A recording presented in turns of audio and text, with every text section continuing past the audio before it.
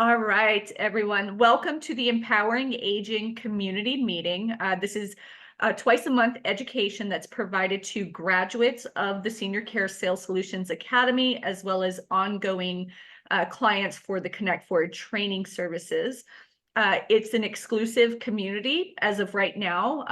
People who have not graduated or aren't current clients aren't allowed to participate in this education.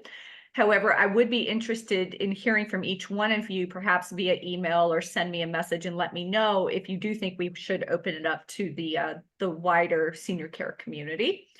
Today, our subject matter expert is Sheldon Goldman. He is a certified financial planner with Goldman Wealth Management. I've known Sheldon since, I think we originally met in 2011, but he is the epitome of what you would look for in a financial planner for yourself or for your clients, because he develops his relationships with people on such a deep level that it's not just about managing their assets. It's about what do they need to be successful in life, whether they're on the younger end of the spectrum or all the way up until they've passed and he's dealing with the family. And I know recently he just had a client pass away and you could see the emotion in his face. So that's a huge testament to how he develops his relationships.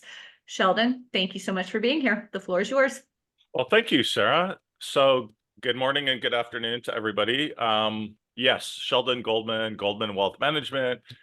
I thank you for the kind words, by the way. Not everyone's suited for their industry and their profession. I'd like to think that I am. I think fundamentally, I care about people. That helps to drive me, but there are a lot of core competencies in what I do. So there's the heart and the brain, and it all has to kind of synthesize in the best interests of the client. So just a real brief bio on me. I'm grew up in LA, a UCLA grad. I thought I was going to go to law school. I didn't. I ended up becoming a stockbroker back when that's what we did. Sort of that transactional relationship with clients, buying and selling stocks. I grew organically with my profession, probably similar to many of your stories, where I didn't want to be that one-dimensional person, the commodity-based person or transactional-based person. So I went to full-time to graduate school at San Diego State, graduate degree in financial planning, tax planning, and became a certified financial planner. I had the opportunity to live in Africa for many years, teaching and administrating, and I think those experiences helped to inform how I work with clients and aligned my values, I think, a little more clearly in terms of understanding deprivation, but also understanding affluence. And it was just a real interesting opportunity to be there in South Africa during so many years of political uncertainty and strife and so forth and so on. So fast forward to today, I work with mostly higher end clients, but everybody has unique challenges. Everybody has a unique story, and that's where I find myself today. So when you talk about understanding people, I like this opportunity to speak with you all, and especially with respect to the nexus between what you do and what I do, because I think fundamentally we can serve our clients, we can serve those individuals in a more comprehensive way if we deal with, attend to all the issues that all the issues that envelop their life. So I like to say that there is more to life than a financial statement, a bank statement. And that's kind of where maybe that's a good segue to take this conversation a step further, Sarah. Yes, absolutely, Sheldon. So when we talk about the depth of your relationships, I mean, I know a lot of financial planners, right? financial advisors, people that call themselves wealth managers, right? And there's some nuances and things we want to look for, right? That would indicate they're working with people that can afford our services. But I find, even though I know a lot, it's the ones like you who are so involved with their clients that you understand what's going on with their families, that you recognize when there's a need to understand their senior care options, whether it's caregiving in the home or, we need to start discovering or researching different senior living communities. You are the type of financial planner who is a part of that conversation Like, and yeah. knows to reach out to me. Not all financial planners recognize that. And so, like, how can we do a better job of making sure more people like you know we exist to help you serve your clients? Yeah. Well, you would be surprised how many, let me throw some people, part of my industry under the bus here, because you would be surprised how many people in the financial services industry are really almost singularly focused on the assets that they're managing. And the relationship tends to be, let me look at the investment statements, let me make recommendations on how I could provide better performance, how these investments are inefficient or suboptimal or whatever. That's really, again, a core competency of what I do. That's very important, to take that client and address their finances. But I like to say that life and wealth intersect in so many ways. And if you're just focused on the bank statement and the investment statement, you're really missing the big picture. And unfortunately, a lot of people in my profession tend to have that more singular, myopic view of people. And if I were sitting down with any of you at your kitchen table with your spouse or partner or friend or parent or whatever, and I were talking to you about your life, and let's say 70% of the conversation was just around your money, which you would think, because I'm a financial planner, right? And we're talking about investments and money. And I mean, that's perfectly appropriate. But how well do I really know what's going on in your life? How well do I understand what the challenges that you're facing are, your dreams, your goals, your vision, your priorities? So really, it translates to your clients and what their priorities are. What are the issues? Why are they issues? Who's involved in those issues? So a more thorough understanding really broadens that conversation out beyond the money into a more holistic understanding of what it is. Because without that holistic understanding of what's going on, how am I really going to be able to help the client other than performance numbers? And performance numbers, again, are very important. And but what about retirement planning, or in your clients' cases, the sustainability of the income that they need in order to make their life work? Will the money be there? And how consistently is it going to be there? And what kind of solutions need to be proposed or recommended in order for them to feel secure that they know that this transition for them or the care that they're getting are going to be sustainable?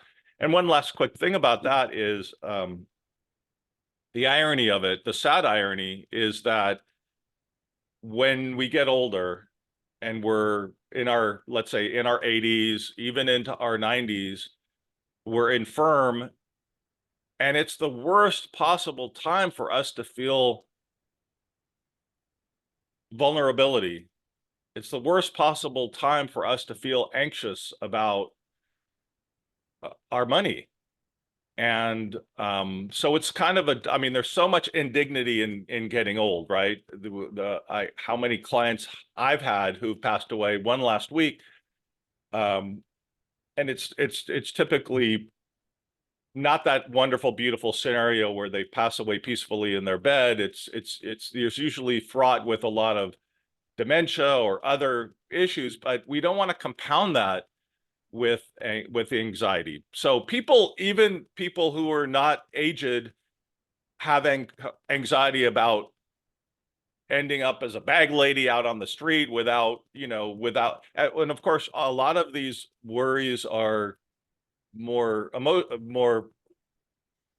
anxiety centric rather than rational centric, meaning they may have sufficient funds, but they're still anxious. So anyway, it only goes to underscore the importance of really understanding where their finances are, where their comprehensive needs are, putting that formal plan in place, making recommendations either to your client or to trusted family members, Mhm. and And I and would say from there. too, like, if somebody's wishes is to remain home until they pass, right? Then there's the possibility well, we know that they'll need some support at some point, but let's just go with the 24 hours a day, 7 days a week. We all know how costly that is, right? Let's not sugarcoat that.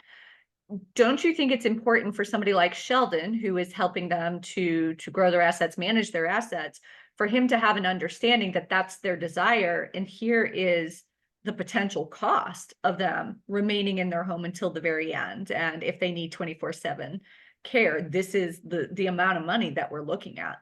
So I like to say that I'm not a bank teller, and what that really means is somebody needs cash, somebody needs income, someone needs withdrawals to go ahead and pay for these expensive bills.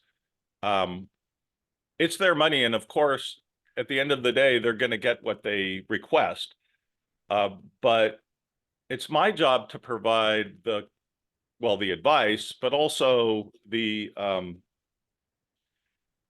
pushback if needed, etc. As an example, it was only so this client I mentioned who passed last week at age 95, his I was speaking with his son a few days before the date of death, and his son said we had engaged a company here in San Diego to care for dad 24/7, and it was going to cost about $900 a day.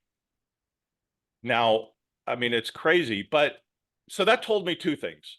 The first is the son who I will be working with is the kind of guy I like to work with, because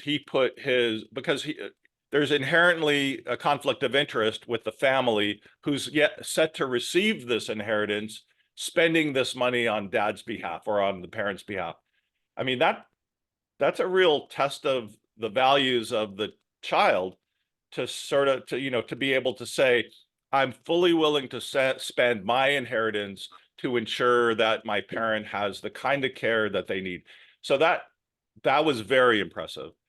But second, but with respect to the cost, my initial feedback was, okay, I understand that. Now let me do my work to ensure that this is all going to work longer term.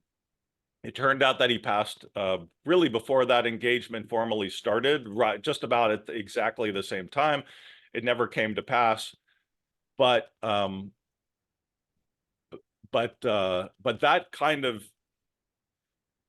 I guess, really rigorous analysis, one has to roll up their sleeves in my profession, get to work and really understand, are you creating a potential disaster here where midstream they're going to run out of money and be left in the lurch?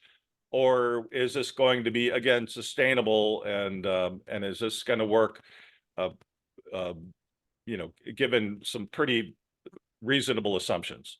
And that's a good point, that helps me to reiterate the importance of when we have clients, whether you are representing a care management firm, right? Or you're on the caregiving side, or if you're working with a placement, a senior living advisor, and you're looking at a senior living community option, it is crucial, in my opinion, that we have conversations with our clients' financial planner, because sometimes, even if we have an elder who wants to remain home no matter what, and they say, yes, I'm being told that I cannot remain home unless I have 24/7 care, they want to stay home so much they'll say just yes. But we are not doing them any good That's if right. we say, sure, let me sign you up for 24/7 care, and then 6 months they're completely out of funds. Have we ultimately helped them in that situation? But that's why we really need to talk to our clients' advisors, such as Sheldon, to get a clear understanding of what is possible and what will be sustainable for this person's desires and needs. So I like to think of it as, how do you think of your profession? How do you think of your job? Do you consider yourself the trusted advisor on behalf of your client? If you really internalize what it means to be that trusted advisor, then you'll be more comfortable in your skin in terms of the purview within which you make considerations around your client. In other words, are you just looking at the care that you're trained in, or are you going to take a more um, circumspectful Holistic. or comprehensive role on behalf of that client? So, and I would argue that they're looking, well, you are trusted advisors. I mean, how could you not be? You're in that central role at a vulnerable time in their life, making life changing decisions on their with them on their behalf. So um, so engaging, feeling comfortable stepping a little out of that role, or just say broadening that role to have those conversations with them around their finances, which are so central to the success of your job. Somebody in your profession had said, was it a week or so ago, Sarah, you were there? I, I'm trying to paraphrase. Um, it's unacceptable for me to drain their bank account to zero. I mean, that's a responsibility she took on herself, that it's none of my business. It's their finances. They'll sort it out. She took that sort of position that she shares in the responsibility as to, how things are going to work out. And so to just drain someone's bank account to zero was unacceptable. So it Right, we just, can make appropriate care recommendations, whether it's caregiving in the home, placement in a senior living community. And sometimes even when somebody goes to a senior living community, we're having to supplement with caregiving services, right? Or they need a higher level of healthcare advocacy. So then in comes that true aging life care management. But all of us, right, regardless of where we are on that continuum, what our specific profession is, we cannot make accurate care recommendations unless we have a grasp of what the financial picture is, right. because the risk of putting them into a financially dire position is there, right? So why not take our role a step further and find out who their advisors are, who their attorney is, who their financial planner is, and have this group collaborative conversation to serve that one individual, that one senior.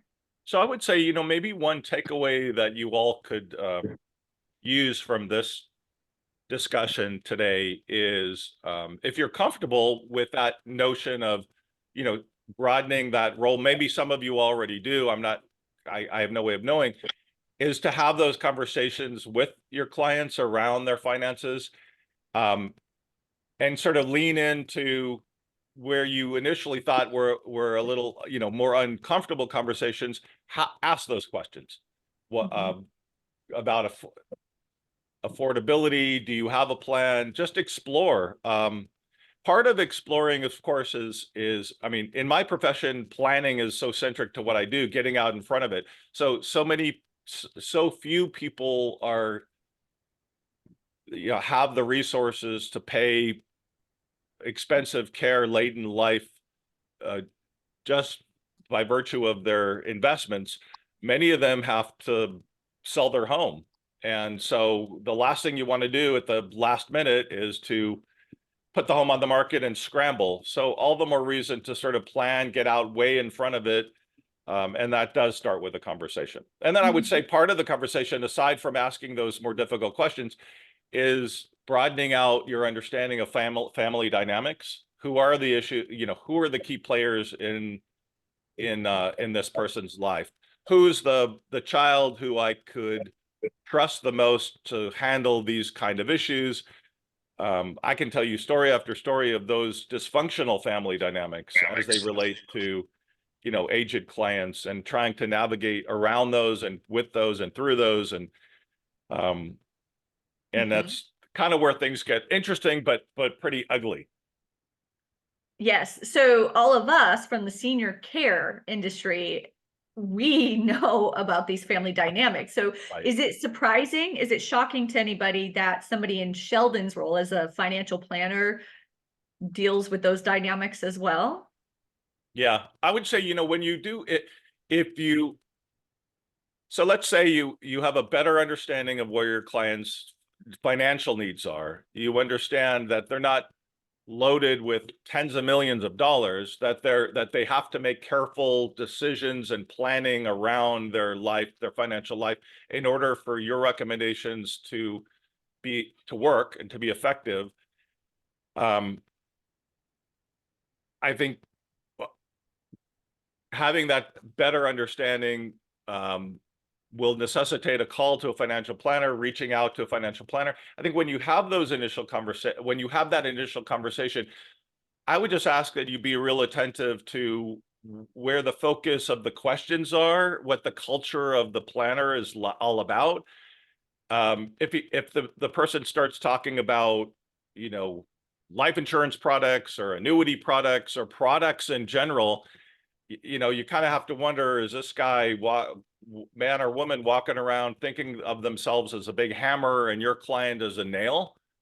And so that they're going to make, a big fat commission off of them. I mean, that's obviously where you want to steer clear. So it's up to you to have your antenna up and wanting to know, are the right questions being asked? Does it appear that they really care about the family dynamics, about the care recommendations that are happening, that are being put forward?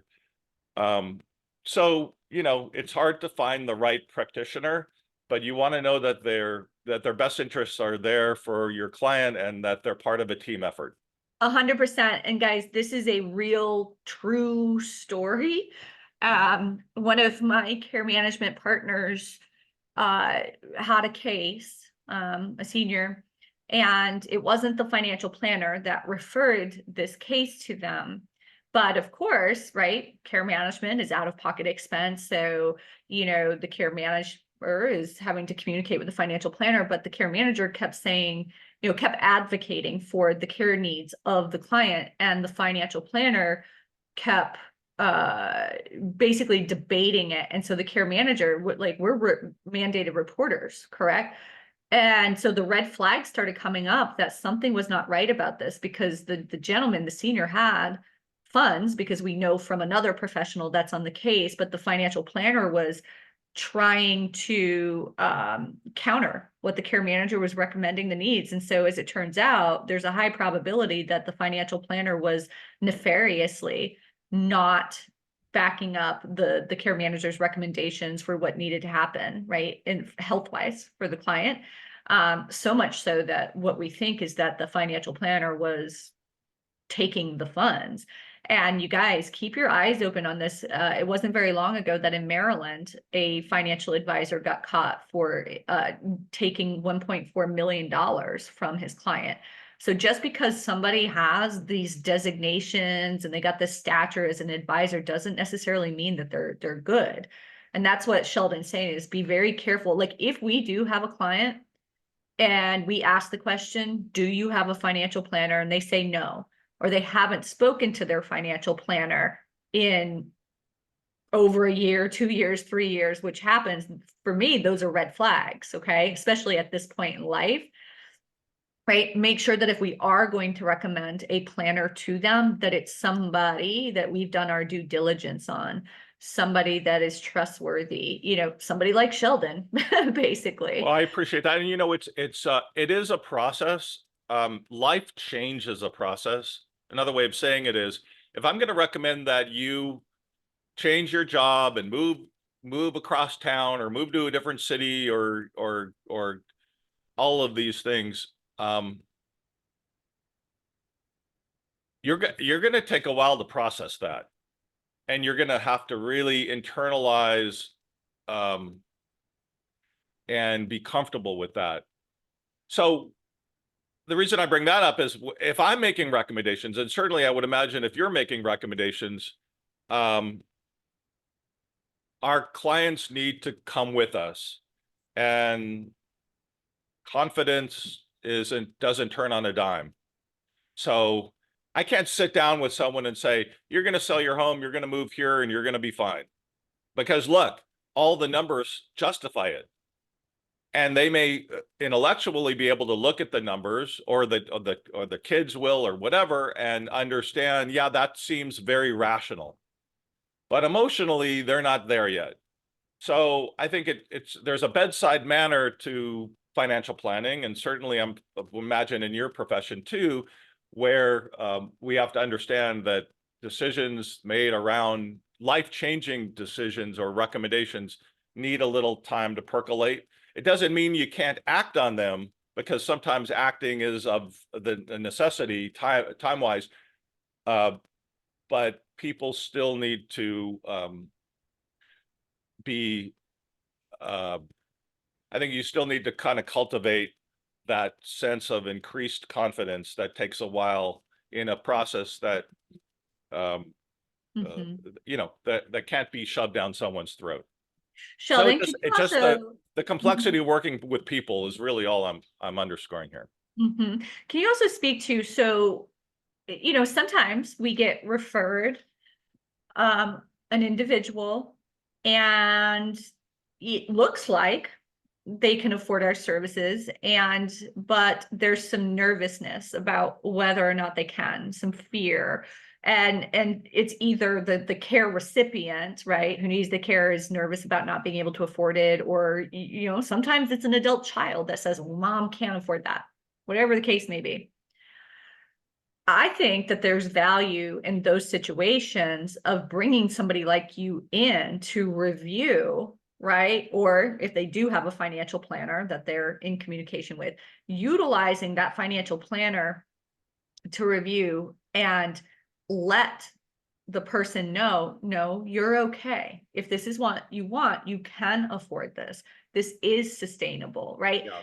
I just find that having their advisor let them know that, yes, you can do this and you will be fine, makes them far more open to signing up for our services. Yeah, that's a great point. I think when I meet someone for the first time, typically that meeting is really around whether there's good chemistry, whether there's a good fit in that relationship.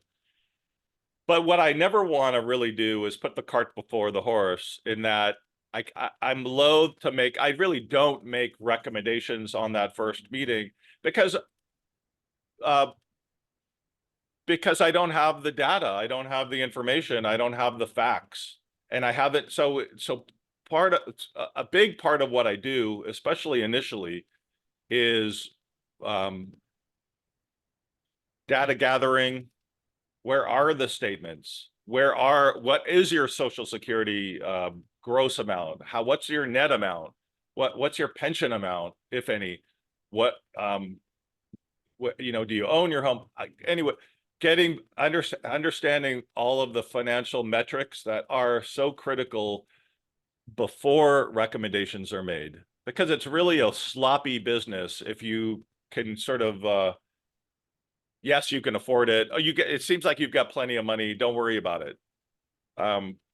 We don't schedule our vacations that way. We probably spend weeks thinking about best hotel rates, and we probably think it through. But when it comes to financial planning and our financial lives, we really don't put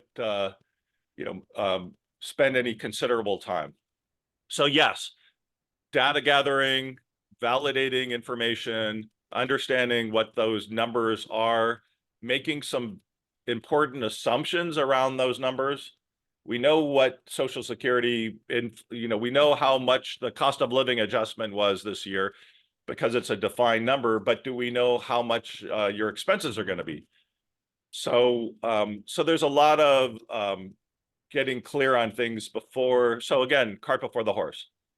All the more reason to bring that professional in, allow him or her to do his work and come back with the recommendations.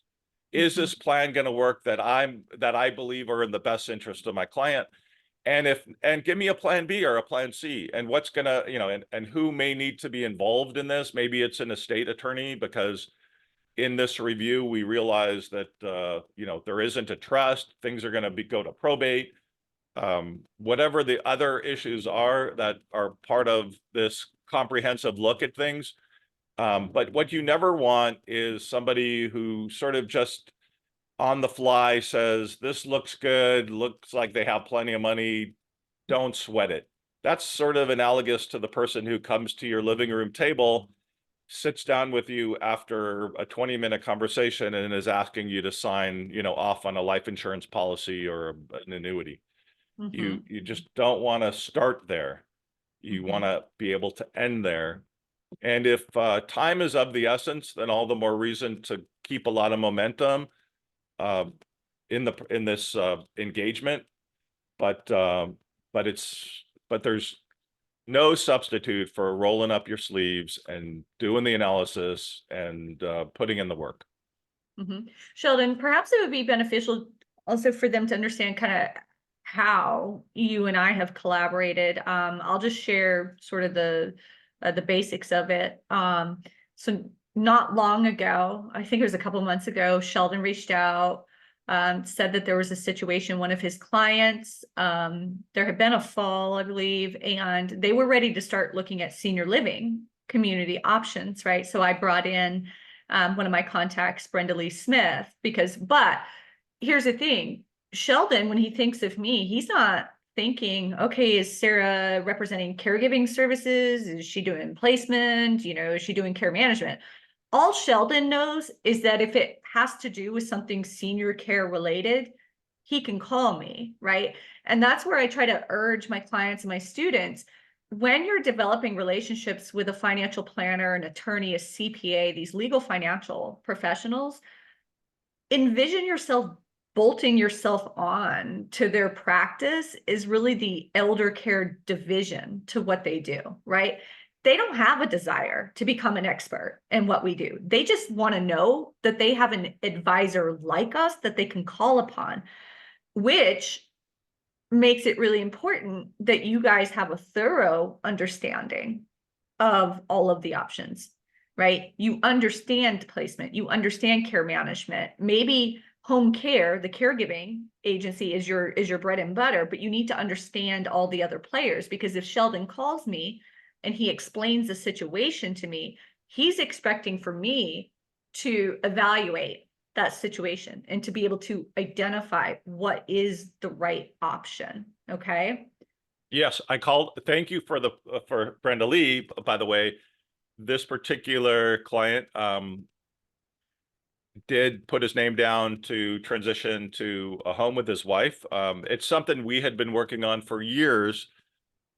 Back to what I said earlier, as part of the planning, we looked at different scenarios, worst case scenarios, what life, I like to say, late in life, there's a lot of vulnerability late in life, because that's when the monkey wrenches get thrown into the situation, so often usually healthcare related.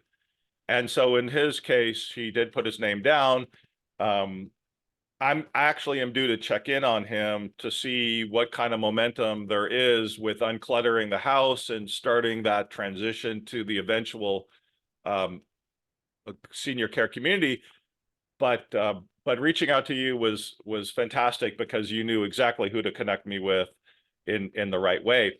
I'd also sort of around that time reached out to you with respect to another client who is currently in a hospice. He had fallen also.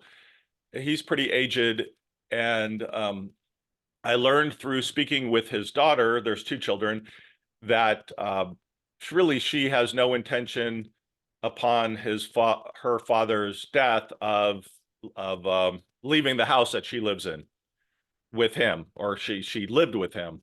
So daughter lives in father's house. Daughter has always really lived in father's house. Now that father's gone, the daughter has no intention of getting out and selling the home and splitting the money with her brother. So it starts to sound like a really bad soap opera, right? Where there's conflict between the brother and the sister. And anyway, but where do I come in? In this situation, I'm listening to the daughter sort of make mention that basically she has no intention of abiding by her father's trust and um, estate documents. And as the trustee, it's a pretty perilous situation where it's like, okay, I'm supposed to do this, but nah, I'd rather not It's because it seems actually illegal, right? Like you have to follow right. what the trust says. So in hearing that, well, so what I did was um, remind myself who my client is, which was, the person whose trust does call for the sale of the home, which may very likely need to happen this year. And I ended up speaking with this my client's sister, who's also a client, and sort of a obviously age, similar age.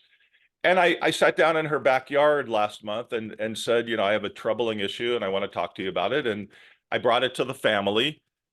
I was aware of confidentiality issues with respect to her brother and her brother's affairs, but nonetheless, I brought it to the attention of the sister, and she subsequently uh, traveled up to where her brother was, and on a good day was able to talk to him, and they're going to pursue what they need to pursue, which frankly is probably, uh, unfortunately, the status quo. But I think it again helps to underscore where I felt my responsibilities were, which was not just about the assets. And I'm not the attorney, so why the heck do I care about what the trust document says and what's gonna, I just felt like, this is part of how I envision my role as someone who is an advocate on behalf of my client.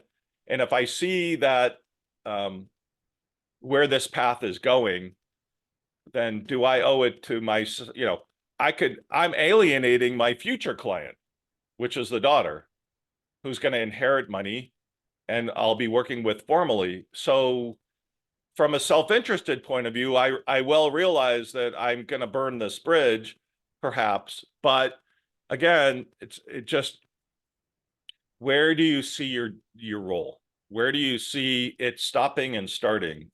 And at what point do you, and I think the more comprehensive we see our role as that trusted advisor, the more job satisfaction we're going to have, the more confidence we're going to have in our role, and truly the better we're going to be able to serve our client, because our client is not just sitting within that narrow confines of service and healthcare, but within a larger context of family dynamics and finances, mental Mhm. health, and legal issues and other issues that I think do I think you can take ownership of. Mhm. So that's just a couple of scenarios that Sheldon and I have discussed in the last couple of months, I think, right? One ended up being placement. So if you are on this call and you represent home care, yeah, fine. It didn't turn into a client for you, but it did generate your ability to send a referral to a trusted senior living advisor that you work with, right? That helps you to strengthen your relationship with them. And then Sheldon, with the situation that he was just describing with the daughter living in the house, well, his client is already in a boarding care, right? So nothing, but here's the thing, Sheldon's so involved in this client, if that boarding care reaches out or Sheldon learns that, wow, his client is starting to exhibit some behaviors and the boarding care is saying that we need some supplemental support here, he's going to call me. We're going to discuss the situation, and then I will recommend, yep, we should probably supplement with some caregiving services. And here is the agency that I recommend, right? And you guys can do the same thing. Or if you have your own caregiving agency, of course, it would be your services.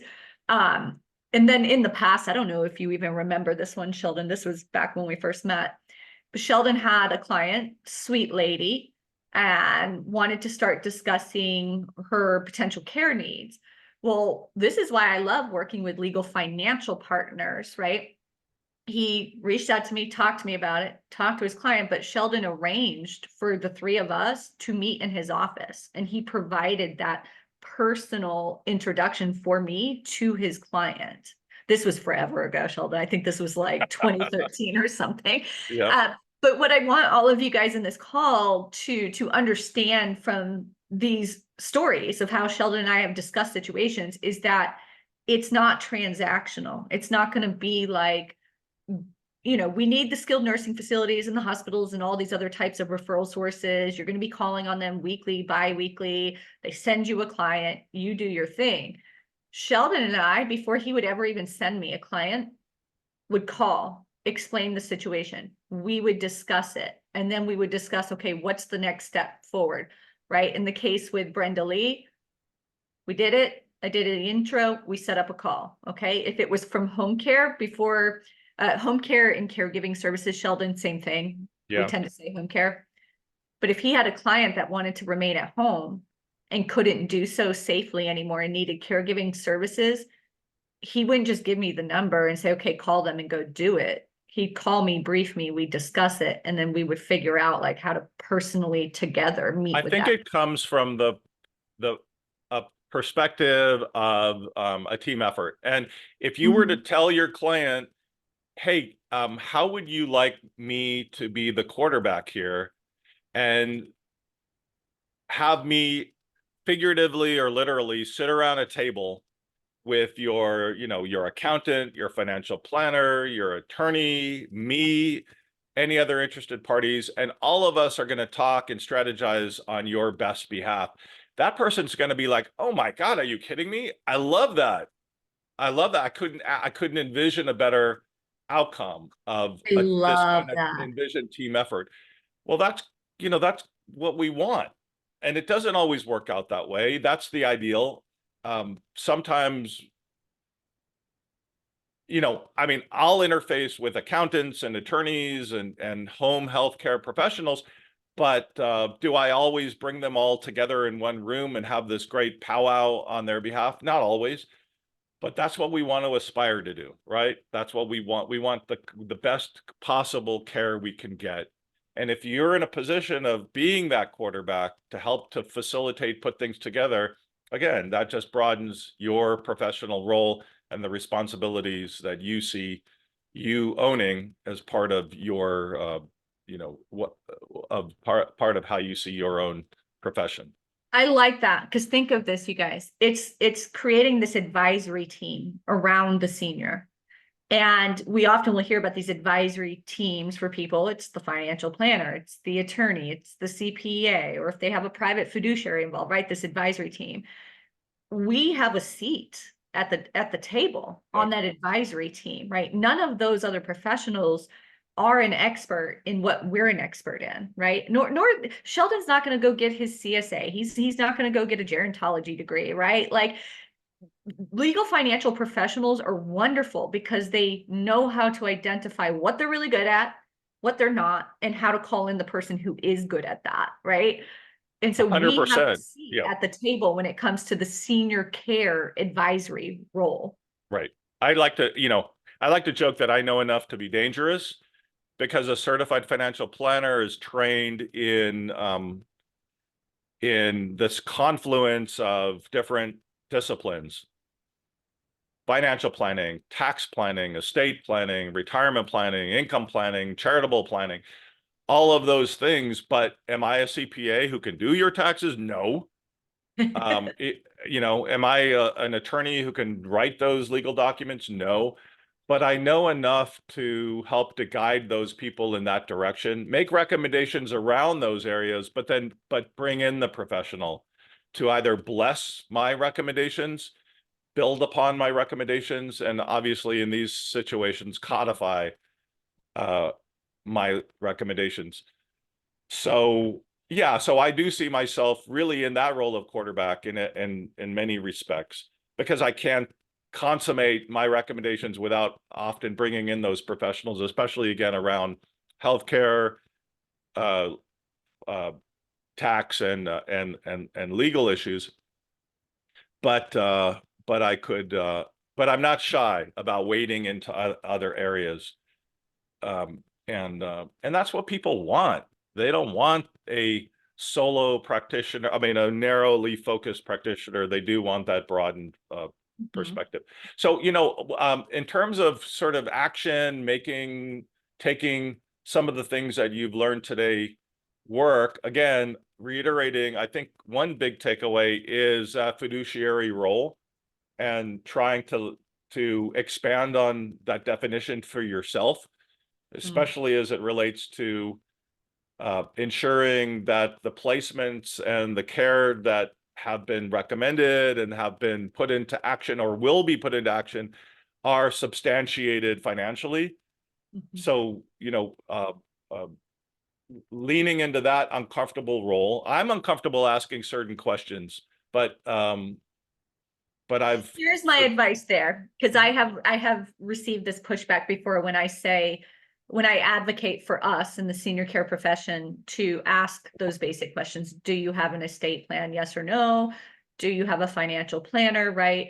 I have heard before, well, that's so intrusive and that's uncomfortable.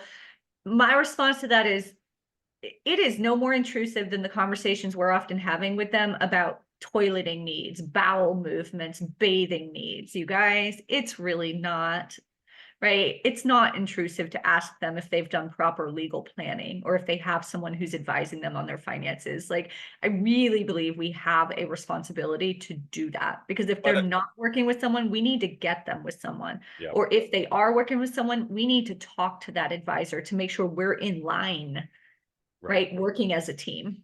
But unless you believe that you have that standing to ask those kind of questions, then you will bristle at the pushback.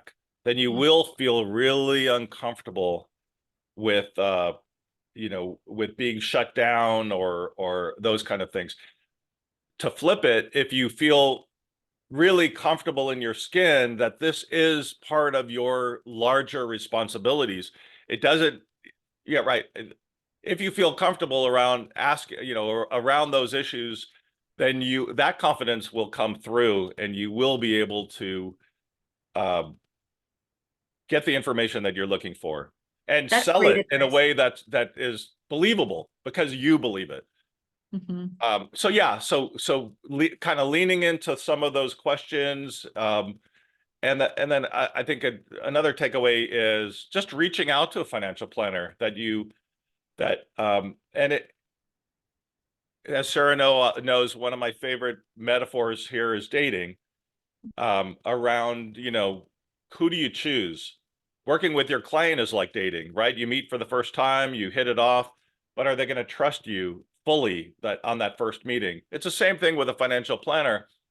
Finding the right person may take a few meetings, because when you meet someone for the very first time, a week later, you're not even going to remember their name. And you certainly aren't going to, you may never have actually met them.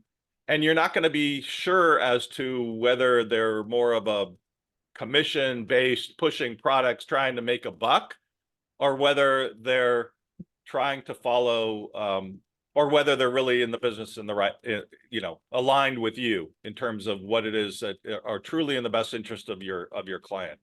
So don't think that first reach out to a financial planner is a one and done. I think you just have to think of it as like dating, as a cultivation, as a process.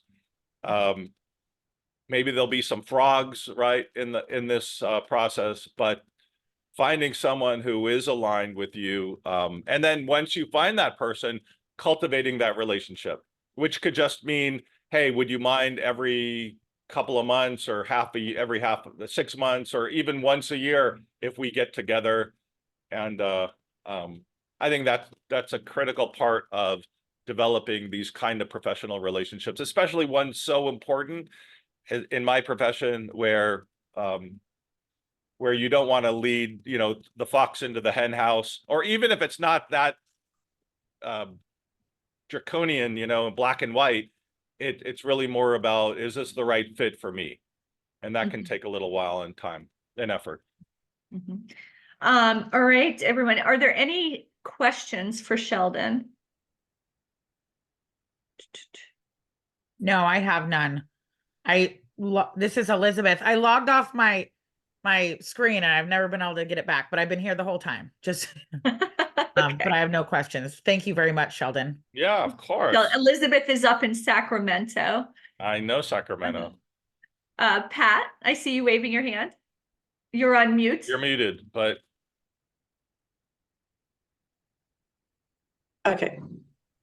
First of all, apologies, my internet went out and I'm on my cell phone now, and it took a while to get to that point. But I do have a question between the intersection between financial planners and estate attorneys. And so do sometimes the estate attorneys do the financial plan as well, or do you always partner? no, I don't think they should. I mean, estate planning attorneys have a responsibility to understand their client and the family dynamics. It's not just you need a trust. How many kids do you have? Boom, you're done. Right? They obviously need. There could be alcoholism. There could be drug abuse. There could be spendthrifts. People who just are going to spend. There are considerations, obviously, that an attorney will have. But again, with as a certified financial planner, which, by the way, CFP, I think it's important. Well, I'm going to get to your question. Why is it important? Because it took effort to be a CFP, just like it took effort for you to get your designations. And a lot of people in my industry want the shortcut. Sorry, I mean, maybe that's a little judgy, but I believe in life. If you're going to do something right, do it the right way. And if it takes a lot of effort to become a certified financial planner, good. That's who you want to be working for. Someone who took the effort to get the extra designations, etc. But within my profession, I understand estate planning. I will often diagram out how things should be visually and intuitively for the client. And then I'll share my work product and recommendations with an attorney and let him or her reject them, enhance them, build on them, and ultimately take responsibility and codify them, put them into law. But I definitely lean into the legal aspects as well as the tax aspects. But I'm also careful to in those recommendations that I'm not an attorney, but I want to be able to diagram how things should work. As an example, a little beyond the agent community, but I work with a very, very wealthy person who has no kids and no siblings. Where are his millions and millions of dollars going to go one day? Yeah, well, so he cares about animals. He's in the animal business. So I've recommended a foundation where funds can flow into the foundation, and there'll be annual gifting, and rather than just say, go talk to an attorney about it. And so I think if so there is a blend, there's a sort of a crossover, but I think the crossover starts with the financial planner leaning into those areas, and then the professional in that designation, whether it's an attorney or a CPA or whatever, taking the ball and running with it, obviously keeping it congruent with the recommendations as long as the recommendations are valid. Okay, very good. Did that help? Very much. Oh, good. Yeah. Any other questions? No?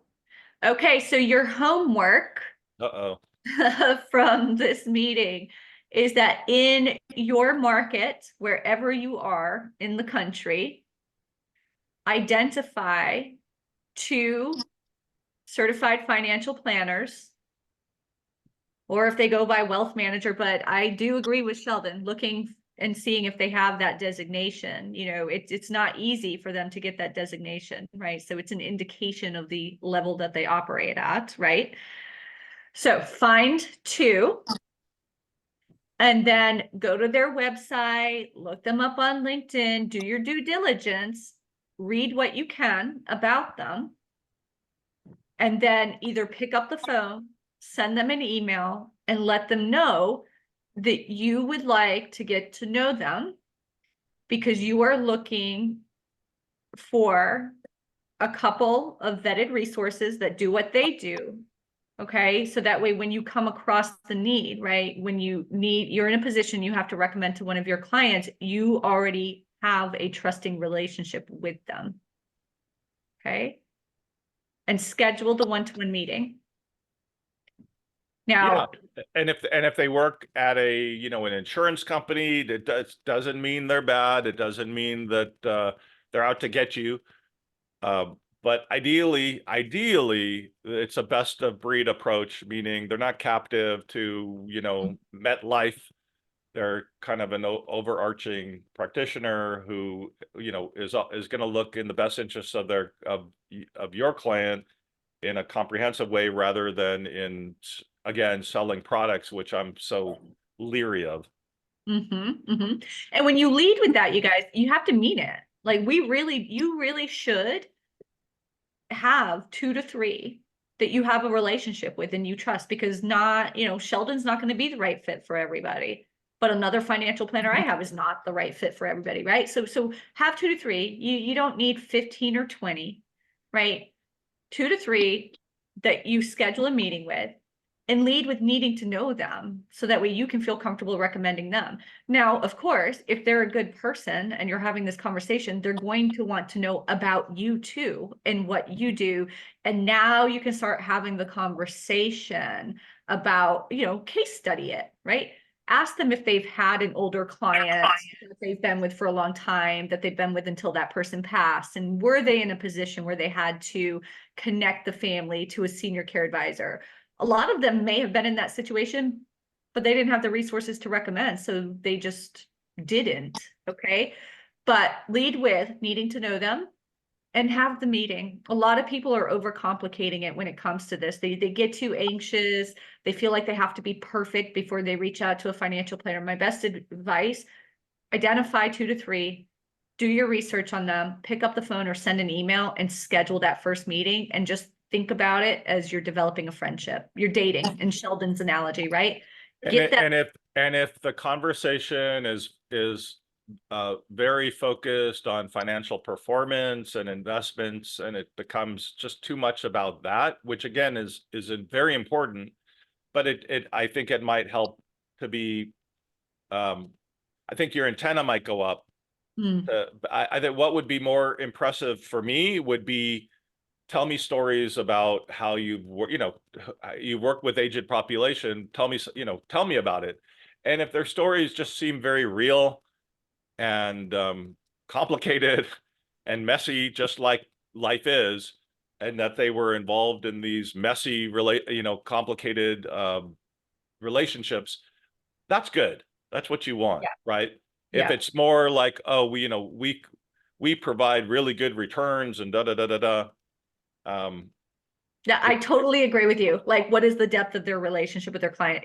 Are their clients actually reaching out to them when they have a need outside of, an update on the performance of their portfolio? Yes, right. Right, exactly. We want financial planners who have that intimate relationship with their clients because they know about the other stuff that's needed.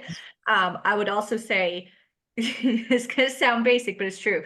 When you get that first meeting and you're asking them questions, sincere curiosity about what they do and how they work with their clients and how you can help them, who are the types of people they need introductions to, okay? If they do not return the favor and ask you about who you are, why you're doing what you're doing in your business, it's probably not a person you want to have a relationship with. Well, that's like dating again, right? There we go. Exactly. Back to my metaphor. But your homework, identify 2 to 3, and seriously, just do it. Pick up the phone or email and schedule that one-to-one meeting. I promise it's not as scary as what it feels like. Well, Sheldon, so in our industry, I would say the vast majority of senior care professionals, they're hesitant to reach out to an attorney or somebody like you or the CPA because there's this fear. It's unknown. I mean, because most people in our industries are calling on the other healthcare professionals, so it's like a new area. Yeah. Yeah, it probably takes one or two, it takes having that relationship to feel more comfortable around that relationship, right? Once you have something that all works, you'll be able to do it again the second time. I'll add one more, I'm going to add a homework too, but obviously there's no accountability because I'm not the boss here, but ask questions that are, aligned with how you can do your job better, that make you a little bit uncomfortable initially.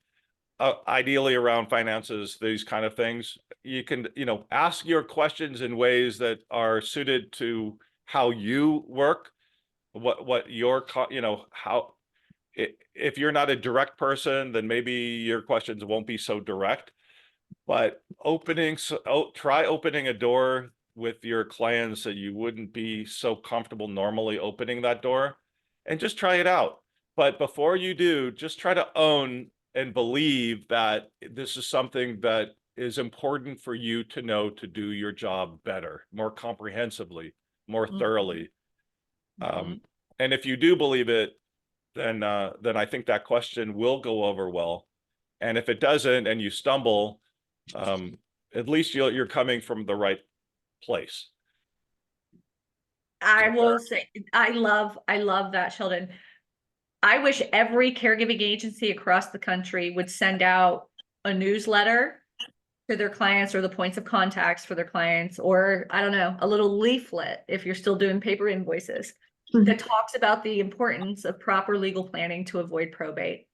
Because I promise you that there are many clients on caregiving services across the country who have not done proper planning. That's a whole conversation. Yeah, we could help them. We could help that family avoid a very stressful, expensive That's right. process by just putting it on their radar that they should do this. And then guess what?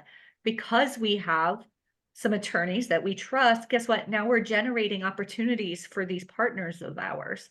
We can do the same thing with financial planners, right? The importance, you should put it in a newsletter. Yeah. Of having a solid relationship with a financial planner. You guys. Sarah Frost, there you are. When I would ask these questions, and you would assume that everybody that's in their late 70s, 80s had a financial planner or had done estate planning. And it's just not true. Yeah, they absolutely don't. Do they have the trust? Maybe, maybe not. Is their home titled in the name of their trust? In other words, if you look at who owns the home, is it the person or is it the trust? And you'd be surprised how many times the person owns the home, not the trust, which is a probate disaster. So yeah, that's a whole conversation. It is. Maybe, time. you know what, maybe in the future, Sheldon, for a future session, you and an estate planning attorney can come on and you guys can kind of discuss how you guys collaborate.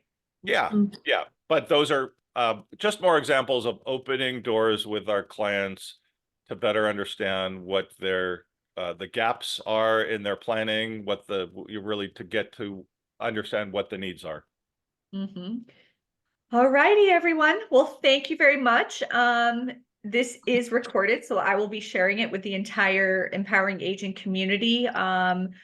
To date, the members in the community now count 184. So that's graduates and ongoing clients.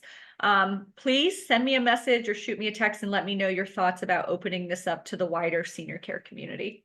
And if anyone has any questions, wants to reach out to me, I'm happy to do so. And I'm not intimidating for sure.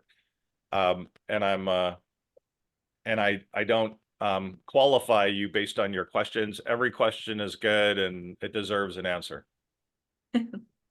Thank you so much, Sheldon. I appreciate Have a good rest of your day, everybody. Thank you. Bye. Thank you.